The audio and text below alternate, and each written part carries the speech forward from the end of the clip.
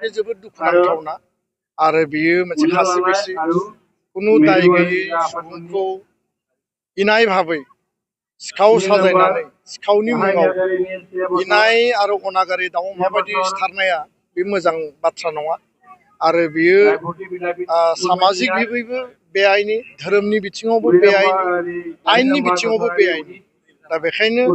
बेबायदि थासारिया आरोबाव जाहाथे पुनराबृत्ति जाया आरो बे थासारिखौ लानानै जोंनि गेजेराव जि दाङाबाजि जाबाय बे दाङाबाजिया जोबनांगौ गोजोन बड'लेण्ड गोजोन आसाम जों जेब्लाबो मिजिंथियो आरो गोजोननि गेजेरजोंसो बेबायदि मेल मिटिं खुंनायनि गेजेरजों समाज मोनसेखौ हारि मोनसेखौ दावगानायनि थाखाय जों लामा मोनो जेला हिंसा दावराव दावसि एना एनि बे थासारिफ्रा मोनसा मोनसि थासारिफ्रा थायो हारिजोंनो जा गुबुन हारिजोंनो जा गावनि गेजेरावनो जा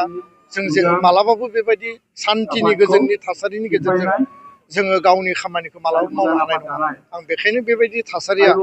जोंनि बड'लेण्ड ओनसोलाव जाहाथे फिन जाया आरो बे माजबादावबो फिसा फिसौ बेबायदि घटना जादों बे घटनाया गैया जानांगौ आरो बिनि थाखाय जों बयबो जयै खामानि मावो थेंक इउ ना बेबायदि खोथा जेबो गैया जाय जिखि बुङा मानो बेयाव सिदा सिदि खोथा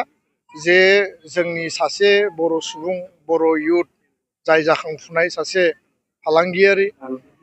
जाखांफुनाय सासे लाइमोन बेखौ अयनायै इनाय भाबै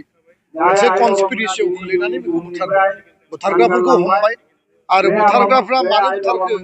बेखौ आयेना जेला इनभेस्टिगेसन खालामगोन बेखौ जेला आदालताव थांगोन